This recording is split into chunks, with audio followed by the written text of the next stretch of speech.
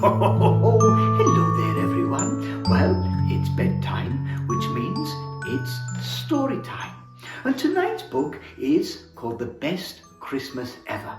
It's written by Marnie McGee, it's illustrated by Gavin Scott, and it's published by Little Tiger Press. Here we go. Millicent Mouse was all a-flutter. Christmas was only one day away, and the little mouse could hardly wait. She had swept and scrubbed until everything sparkled. She had fluffed and dusted until she sneezed. Millicent gathered apples and nuts from the cellar. In a flurry of flour, she baked an apple nut pie. She poured honey and spices into a kettle. Standing on tiptoe, she sniffed and smiled. Christmas just wouldn't be Christmas, she said, without my hot honey punch and apple nut pie. Millicent bundled up warm, then scampered out into the snow. Her black boots crunched as she walked to and fro, gathering lots and lots of ivy. Christmas just wouldn't be Christmas, she puffed, without fresh ivy for my wreath and berries to string on my tree. But instead of berries, Millicent found a baby hedgehog snoring softly in the snow. "Witchetty whiskers," she gasped and tiptoed close. "He needs a better nest than that." So she wove all of her ivy into a leafy blanket and gently tucked it around him.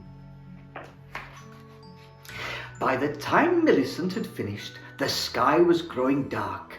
"Fiddle," she fussed, "too late to search for berries now." So Millicent scurried home. There she found Felicity Finch and her chicks searching for food. "What, oh what shall we do?" the mother bird cried. "The snow has covered our seeds."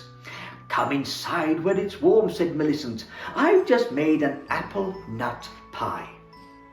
In the flick of a wing, the kitchen was full of hungry chicks. Their feathers fluttered and flapped as they flocked around Millicent's pie. "Tasty, tasty, kind, how kind," they chirped. And then they were gone, in a whoosh of feathers and dust, and Millicent sneezed. "Snick-choo, snick-choo," she sneezed. Nothing was left but scattered crumbs. Millicent heard a knock at the door. "Fiddle," she muttered. Whatever now?" "Berry Cribbus, Millicent," called Gabriel Skunk. "I brought you a present perfume." "Perfume," she said. Millicent, hiding a smile. "Why, thank you." Gabriel dabbed at his nose. "I have a terrible cold." "Try my hot honey punch," she said.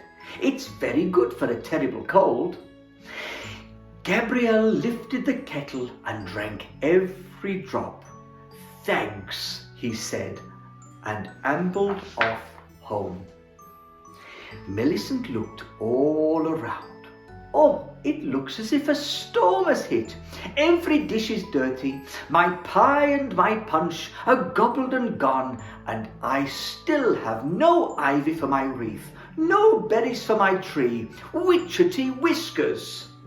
How can Christmas be now?" Then Millicent smiled. "At least I have my perfume." "Perfume from a skunk," she giggled, and bustled off to bed. "The baby hedgehog is warm," she whispered. "The chicks are full of apple pie, and the punch will help dear Gabriel's cold."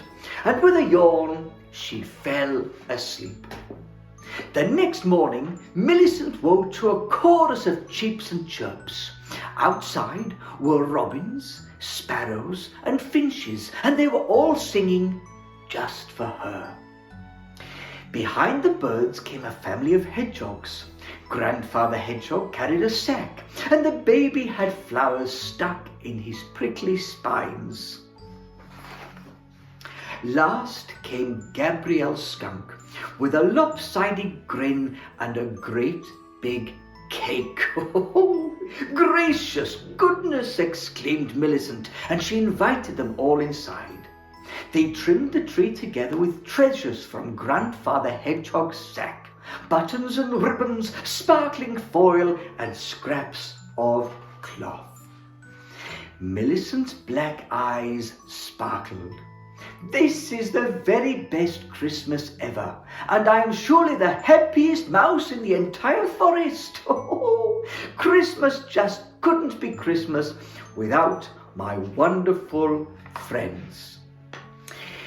Well, that was wonderful, wasn't it? Thank you so much for joining me, everyone, here for our story time with Santa. That book was the best Christmas ever, written by Marnie McGee, illustrated by Gavin Scott, and published by Little Tiger Press. I hope that you enjoyed it. Sleep so very well and have wonderful dreams. Night, night, everyone.